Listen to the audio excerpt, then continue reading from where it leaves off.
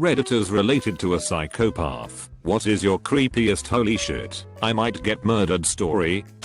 I didn't think my sister would murder me, Paresi, because she enjoyed abusing me too much to straight up kill me, lol.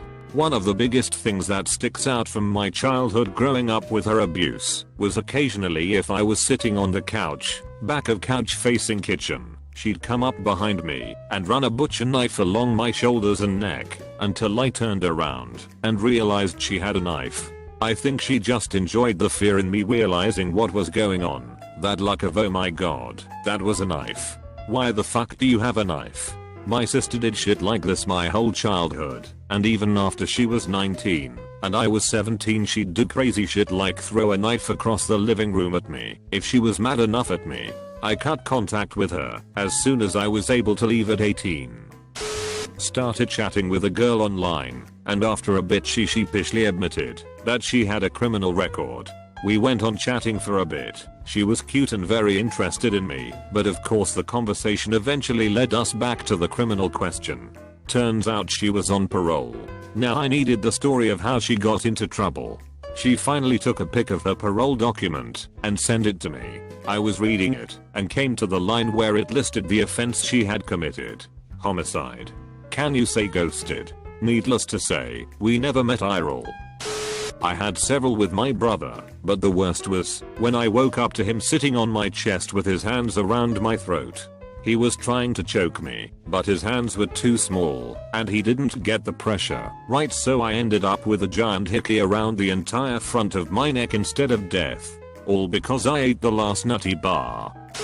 I have a male cousin who I strongly suspect is some kind of sociopath. When I was a child, I'm female by the way, I lived next door. He was in high school, and I was in grade school. His family had a pool and we would often go over and hang out, which I'd rather B/C this cousin would, when no one was looking, sneak up on me and either throw me into the water or get in with me if I were already in, and hold me under until I was so out of breath I would actually breath in water and go limp, and he would pull me up with me coughing and choking, or I would claw desperately gasping for breath. He was laughing all the way. It was horrendous, and it was creepy how jovial his expression was. He did this all the time and his parents or one of mine, usually my grandmother, would either mildly admonish him if caught, or he would do it when no one was around. For some reason I was afraid to tell the extent of his abuses. There were smaller things, little acts of harassment like scaring me, taking my stuff, pulling my hair, taunting me, but the near drownings were the worst. This all went down B/W the ages of me being 5 to 9, and he was 14 to 18.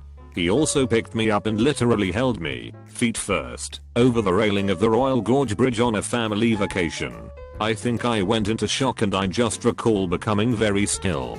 For that he did get in trouble at least. He apologized B/C he was forced, but his eyes were always kind of dead, but with a sparkle, if he were doing something egregious. Like a happy kind of twinkle. Oh yay. Once he had his brother hold me down while he poured tequila down my throat. He did get caught for that B/C I had to go to the As a kid he was always running away and once killed a stray cat by choking it with barbed wire. He had on some kind of leather gloves. Weird thing is that all the neighborhood boys thought it was cool rather than call out his crazy. When he turned 16 and drove he would purposefully run over stray animals and laugh and brag about it. No one did one thing. Enablers for sure. Talk about normalizing/minimizing bizarre behavior.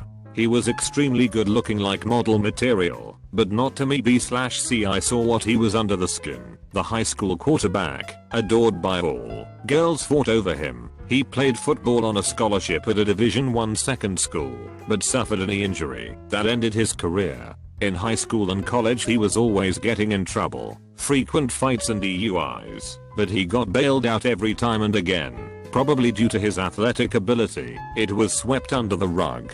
He also bragged he had his girlfriends do his schoolwork.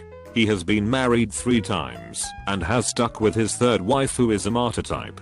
Scary thing is he is now a high school football coach and has been for decades and was just promoted to assistant principal. Scary, because I think he has no business working with minors. Not me, but my cousin. 11 at the time, was caught smoking and skipping school by my mother. My mum told him she didn't care about him skipping school because his mother wouldn't have cared, but told him not to smoke by her car.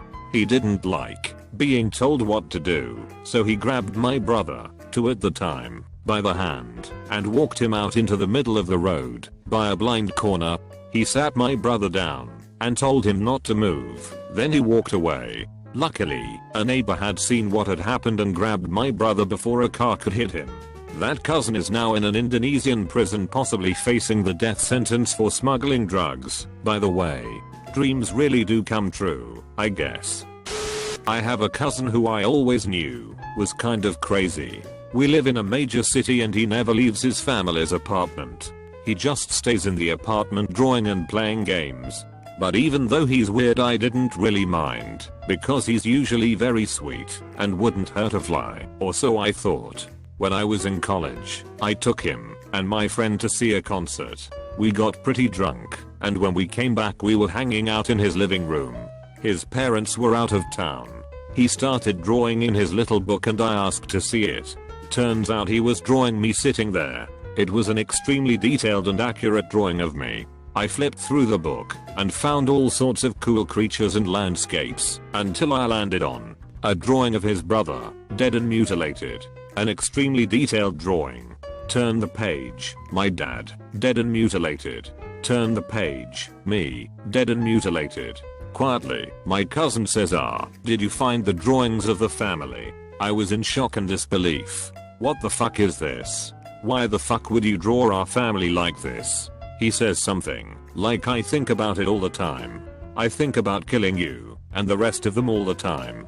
My friend and I look at each other, frightened and silently planning on how we are going to get out of there. Our shoes were off and our stuff was downstairs.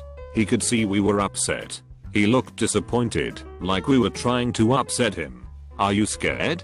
And as he said that he moved to the kitchen. You had to go past the kitchen to get out of the apartment. I was really worried that he was going to get a knife and try to stab us or something. I said, haha, no, they're really good. Was just surprised at first. They're really impressive though. I had to basically placate him into thinking I was okay with the drawings so that he would let us leave. He never did anything like this again, but he gets really weird and creepy whenever he drinks or smokes weed. I told my parents about what happened and they just kind of shrugged and said, wow, that's weird. My younger brother, who I'm still living with, has about 2 months ago started to get very aggressive towards his classmates and has also been kicking our dogs and things like that. My parents have tried to punish him, but the only way they feel as if they can get through to him is through spanking him and whatnot. He has told me all this does is make him more angry, and about 2 days ago he told me, you're pretty unlucky you don't have a lock on your door. Some nights I also wake up to weird noises in the hallway connecting my room to his, so yeah, that's worrying. Update, they went to a therapist and they believe that he may have depression and some form of social anxiety. I do know that's a pretty quick diagnosis, but I trust the therapist and her opinion. He should be getting some more therapy for it and medication if he can get it. Thank you all for the advice and help in the situation. My mom, brother, and I came home to find all of my mother's diplomas and certificates had been gathered into a pile on the floor of our shared bedroom and burned. My mom is blind and had not been given much schooling as a child, so she worked her ass off once we were in school to get an education. Unfortunately, at this time we were forced to live with my grandmother and 2 mentally ill uncles. One of the uncles had a grow room and the other didn't approve of pot, so he destroyed the room and blamed my mother. Dealer uncle became enraged and decided to burn my mom's certificates. Because you destroyed something I love, so I destroyed something you love. Your kids are next. This was a week after he shot my brother's cat because he was angry she had kittens in his boat.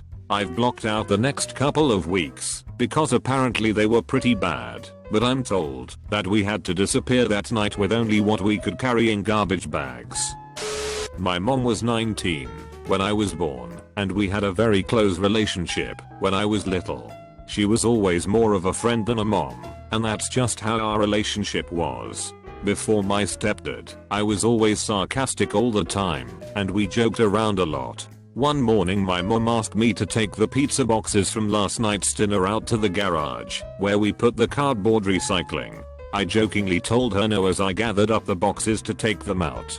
I took them out, put them on top of the stack of other cardboard, and turned around to go back into the house, and I bumped into my stepdad who had come in behind me without me noticing. He then proceeded to lift my 13-year-old body completely off of the ground by my throat, and pinned me against the wall of the house. He got in my face, and was screaming at me about disrespect. I remember flecks of spit getting on my face. My feet were back on the ground, but I was still pinned, and his hands were around my throat. I was able to get one of his hands in my mouth, and I was biting and scratching him. I don't remember what happened next. I don't remember how I got to school.